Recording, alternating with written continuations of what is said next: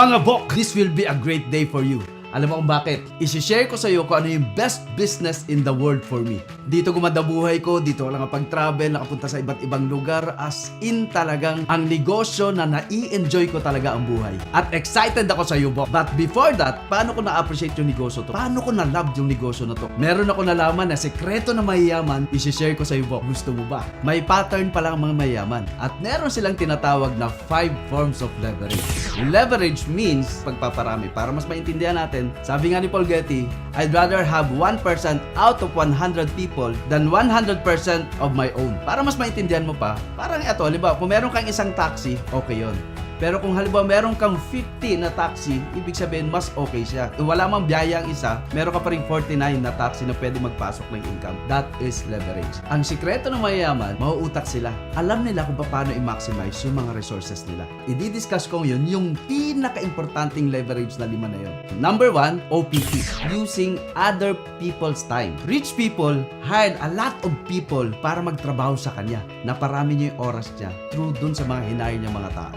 Just for example, late Henry C. Siya may-ari ng SM, siya may-ari ng BDO, siya may-ari ng San Miguel, siya may-ari ng SMDC, siya may-ari ng China Bank. Imagine mo, ilan yung nagtatrabaho para sa kanya. Ganun niya na parami yung oras niya. Wais, di ba? That is called OPT, other people's time. Ngayon, yung pangalawa, using other people's money. Rich people, nag-e-expand ng business nila pero hindi sila naglalabas ng pera. Paano yun? Let's say for example, McDonald's, Jollibee, Bang Inasal, nag-e-expand ng business to pero hindi sila naglalabas ng pera. Paano yun? Through franchising. May buwibili ng franchise, dumadami yung branches nila, dumadami yung store nila, pero hindi na sila mismo naglalabas ng pera. They expand their business using other people's money. Mautak, di ba? Parang bangko. Negosyante si bangko. Saan nga gagaling yung negosyo nila? Bakit sila nakapagbigay ng magandang benefits sa clients nila? Lahat ng nagdideposito, umiikot lang din ang pera. Ganon din si insurance. Nag-e-expand yung business nila, pero using other people's money. Ganon din si real estate. Lumalaki, nag-e-expand sila, nag-e-expand yung projects nila using other people's money. May mga businesses na ginagawa nila yung IPO yung company nila. Para maka-invest ka sa kanila at gagamitin nila yung pera na yon, ang tawag doon, stocks. Number 3, OPS, other people's skills. Hindi nila kailangan maging magaling para magpatakbo ng business nila. They can hire people, professionals, magagaling para mag-handle ng mga businesses nila. Like ano yan? Nagmamanage ng store. Or kung may restaurant, may chef. Whatever businesses, they can hire managers, accountant, lawyers to make their business work. Fourth leverage, connection. Rich people, they value connection. Ang galing nila mag-build ng relationship. Ang galing nila rumapor. Because they value relationship. They know that connection sobrang makakatulong sa pag-expand lalo ng businesses nila. Yun yung number 4, connection. Fifth leverage, technology. Ang mayayaman, magaling mag-leverage sa technology. Like for example, may meeting sila. Ginagamit nila yung Zoom, Google, na hindi na kailangan mag-meet personally. Like eto, sa mga BPO ngayon. They use AI and automation. CEOs have virtual secretary. For example, sa hotel, restaurant, or services, they use reviews and rating para mapakita na maganda yung services nila. Doon na po-promote yung business nila through technology. Yung mga malalaking kumpanya, mas madali nilang na monitor yung negosyo nila through technology. Like, may kaibigan ako na may gasoline station. Dati-rate, manual ang pagka-count ng inventory nila. But right now, yung technology ngayon, kung magkano yung sales, magkano nababawas, magkano yung nabenta nila real time. Eksakto, walang labis, walang kulang. Ganon katindi yung technology. POS, virtual calendar, camera, internet to monitor their business. Yung 5 forms of leverage, nagtanong ako sa mga negosyante, alam nyo ba na minimum 10 million ang kapital para magawa nila yung 5 forms of leverage na yan? Para makapag-hire sila ng maraming tao, mag-work sa kanila. Possible bang pwede kong gawin yan ng isang ordinaryong tao? Yes, kasi nagawa ko siya. Meron ako i-share sa'yo na hindi mo kailangan ng 10 million. More than 10 years ko nang ginagawa to, and ito yung nagpayaman sa akin. Nagawa ko tong 5 forms of leverage na wala akong 10 million kagaya ng mga negosyante at mayayaman. Gusto bang malaman kung paano na kahit wala kang 10 million, pero pwede natin gawin yung 5 forms of leverage? Connected ako sa strong and stable na company, Empowered Consumerism, na sobrang daming napayaman. More than 15,000 millionaires ang na-create niya sa loob ng 15 years. So, Bok, paano mo sisimulan? Eto na. Pero Pero baka yumaman ka. Kung dreamer ka, makinig ka sa akin. Gusto kong gawin yung business, pero ang tanong, paano ako matututo? Huwag kang mag-alala, Bok. Ang magte-train sa'yo yung mga milyonaryo. Pero eto lang dapat i-promise mo.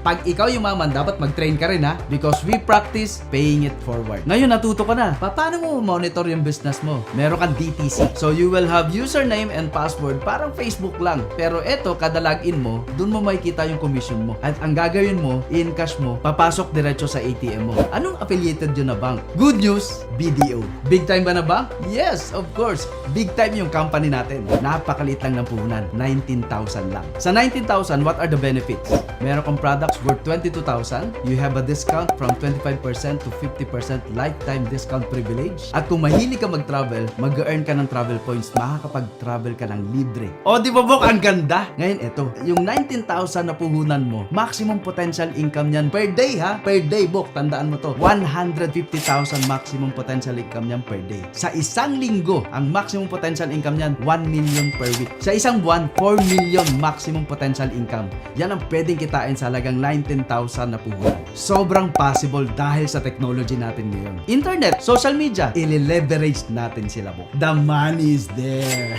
Katulad ko, Bok, na dating Chowking crew, minimum wage earner, na sobrang ginalingan ko sa trabaho ko, pero hanggang employees of the month lang talaga. Employees of the year lang talaga. Hanggang crew of the month or crew of the year lang talaga. Nagkataon, Bok, na lahat ng sipag ko, nailagay ko dito sa tamang opportunity. Nagawa ko tong 5 forms of leverage. So ngayon, Bok, paano ka kikita? You need to leverage. You need to invite. Katulad mo rin na dreamer din. At naniniwala sa online business. Magaling din sila, potential din sila, masisipag, kaya lang nagkataon lang na hindi lang nila nalagay sa tamang opportunity. Isasama natin yan dito, Bok. What if naka-invite ka ng 4? Since meron kang 3 accounts, ilalagay natin yung 4 under ng 3 accounts mo. So si 1, si 2, si 3, si 4. Every invite mo meron kang 5,000. So dahil meron kang 4 na invite, meron kang 20,000. Walang limit sa direct. Kahit sino. What if ikaw yung maraming kaibigan? What if marami kang followers sa Instagram? What if marami kang viewers sa mga TikTok mo? What if ganun ikaw? So ibig sabihin, just imagine, every invite mo, meron kang 5,000. And sure ako, sa ganda ng opportunity, more than pa sa 4 ang kaya mong isama dito. What if naka-invite ka ng 10? Edi meron kang 50,000. What if naka-invite ka ng 100? Edi meron kang 500,000. What if buong barangay mo na-invite mo? Edi meron kang barangay 1,000, di ba? May tinatawag tayong daily payout. Every time nakukuha ka ng komisyon, pwede araw-araw kang kukubra. Hindi ka na mag-aantay ng 15 katapusan. Everyday, Bok, sweldo. Daming pera.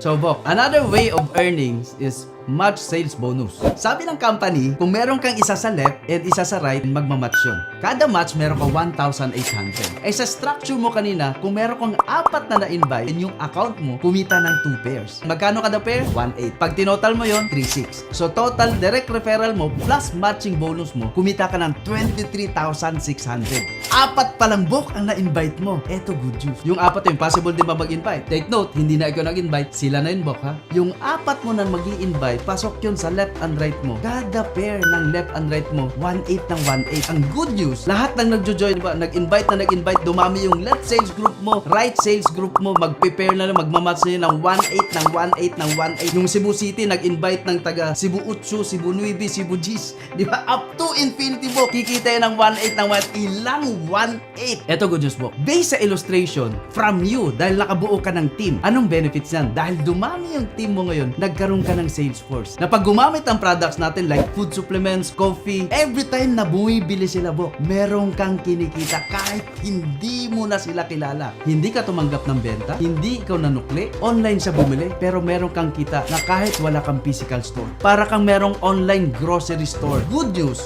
pag may bumili dyan, 3 marketing plan ang pwedeng kitain. Dahil sa ganda ng products, magiging daily consumer sila katulad ko. And once they consume, you earn points. Nagiging pera. At yun ang umaakyat sa iyo, Bok. Is it good or very, very good? So, eto good news. Nalaman mo na yung 5 forms of leverage? Check. At good news pa ngayon, Nalaman mo pa, kaya mong gawin yung 5 forms of leverage na kahit wala kang multi-millions. I know, most of us nangangarap na umasenso. Bakit ko nasabi to? Bok, isa rin ako before na sumasahod lang ng minimum. Isa rin ako sa mga tao na 2 araw lang masaya sa loob ng 1 buwan. Pagka every time sumasweldo. Isa rin ako sa mga taong wala pang sweldo, talagang lahat ng pagtitipid gagawin na. Yung tipong nakaka-experience ako, manang pag every time na umu-order sa karinderya, manang magkano to, eto manang magkano to, eto manang magkano to. Hanggang napupunta, na-end siya na yung ulam ko, papunta rin pala sa munggo or sa ampalaya or sa adobong talong, di ba? Isa rin ako sa mga tao na every time na nag-grocery, talagang computed lahat. Good news. Isa ako sa mga taong na bago lang mindset. Sobrang thankful ako sa company. Isa ako sa mga napayaman ng company. I know na nakikita mo yung value mo, na nagagalingan ka rin sa sarili mo, may tiwala ka rin sa sarili mo. But the question is, kung ano man yung result mo ngayon, kung magkano man natatanggap mo na profit, income, or sweldo, happy ka ba sa life mo ngayon? Happy ka ba sa tinitiran mo ngayon? Yan ba talagang gusto mong bahay for the rest of your life? Kung paano ka lumalabas ng bahay ngayon, kung nagko-commute ka, yan ba talaga gusto mong sakyan? At kung tatanungin mo sarili mo, be honest to yourself. Ano kaya ang future ko sa ginagawa ko ngayon? 5 years from now, ano yung magiging result sa ginagawa mo pag tinuloy-tuloy mo yan? Gusto mo malaman yung sagot? Maghanap ka ng kapareho mo ng ginagawa. Kasi sure ako, yung ahead sa'yo ng 5 years, kung ano yung buhay niya, yun din ang magiging buhay mo. Ang tanong, kung ano yung buhay nila, gusto mo ba? Kung ano yung present na buhay nila, yun din ang magiging future mo. So, alam mo na yung sagot. I know na umabot din sa point na gusto mo maging sulit yung galaw mo. Ginalingan ko rin sa trabaho ko dati. Sinipagan ko rin, panay overtime ako, hanggang umabot sa naging service crew of the month, hanggang yun. Saan ako dinala ng galing ko? Employees of the month, the best award. Pero ang point ko, wala pa rin nangyari. I know, binavalue mo yung galing mo. I know, naniniwala ka rin sa galing mo. But ang tanong dyan, saan ka dadalhin ng galing mo? Dati nangarap lang ako mag-abroad, pero ang binigay sa akin ng Powered Consumerism, ang dami ko mga bansa na napuntahan para hindi magtrabaho, para mag-tour. Asian countries, Middle East, Europe, yung dati nagbo-boarding house, may pinapagawang hillside na bahay. So, Bok, alam ko na gustong-gusto mo na sumali, naintindihan mo na, at nagkaroon ka ng chance, napapasmile ka na, excited ka na magsimula. Ito lang ang tip ko sa'yo. Join as soon as possible. Kung may pera ka, join na agad. Kung wala kang pera, mas lalo kang sumali, gawa mo ng paraan. Pag gusto, maraming paraan. Kaya kung ikaw halimbawa may nagsabi, "Oh Louie, gusto ko sana pero pag-iipunan ko." Wag na wag ka mag-iipon. Kasi ang daming tao, ilang years na nag-iipon pero wala ka pa ring ipon. Hindi yan pinag-iipunan, ginagawa niya ng paraan. Louie, gustong gusto ko, kaya ko kaya yan. Kung nagawa nila, kaya ko din. Yun lang din ang mindset ko noon. Kung ano man yung result mo ngayon, eto yung resulta ng decision mo 5 years ago or 10 years ago. Wag mong baguhin yung ginagawa mo kung ano man yung resulta ng buhay mo ngayon. 5 years from now, 10 years from now, don't expect may magbabago sa'yo. Kasi bakit? Wala kang ginawang bago. Ang future mo nakadepende yan sa desisyon na gagawin mo ngayon. What if ginawa mo to? What if nag-decide ka? What if sumubo ka? What if isa ka sa mga taong malalakas ang loob? Isa ka sa mga taong palaban? Isa ka sa mga tao na gustong-gusto mag-level up ng buhay? Dreamer na gusto mo talaga mag-level up ng life? What if ikaw yon? Nakatulad ko. Ano na kayong mga countries na mapupuntahan mo pag eto ginawa mo? Ano kaya ang kotse ang dinadrive mo? Ano kayang bansa na napupuntahan mo? Paano ka kaya mag-express ng love sa loved ones mo? Pag may pera ka, pag mayaman ka. Ano kayang first country na mapupuntahan mo, na mababakasyonan mo? Guys, eto lang masabi ko. Life is not a matter of chance. It is a matter of choice. Bakit may mahirap? Ginusto nila yun. Wala silang ginawa. Bakit may mayaman? It's a choice. Na kung magsisipag man ako sa isang bagay, gusto ko ikakayaman ko. Gusto ko mababago buhay ko. Gusto ko yung tipong lahat ng lakas ko, lahat ng effort ko, lahat ng talento, ng galing ko, gusto ko maging sulit lahat. I know na binavalue mo sarili mo. I know na may tiwala ka rin sa sarili mo. Pumipitik din sa'yo na gusto ko rin mag-level up ng life. Kung isa ka doon, congratulations sa decision na gagawin mo. It is not for us. It's for you. Kasi ikaw nakakaalam kung anong gusto mong future. Ikaw nakakaalam kung anong buhay na gusto mo. Kayang-kaya mo din yumaman. Believe in yourself. Kung nagawa ko, kayang-kaya mo din. Kaya kulitin mo yung taong nag-send sa'yo ng link at sabihin mo, magsisimula ka na. Congratulations. Always believe in yourself. Kung nagawa namin, kung nagawa ko, believe me. Kayang-kaya mo din. Dream mo yan. Pangarap mo yan. Decide. Kasi bakit? Alam ko, nagpe-pray ka rin ng opportunity. And malay mo, eto na yung pinagpe-pray mo. With that, thank you so much sa pakikinig. Congrats sa marami kang natutunan. Congrats sa decision mo. Congrats sa pagle-level up. Congrats sa lakas ng loob. Kasi kung ano yung nangyari sa buhay ko, kayang-kaya mo din. Believe in yourself na kung nagawa namin, na kung nagawa ko, kayang-kaya mo din. This is LPG. Thank you, Higher Creator. Congratulations for making the right decision sa life mo.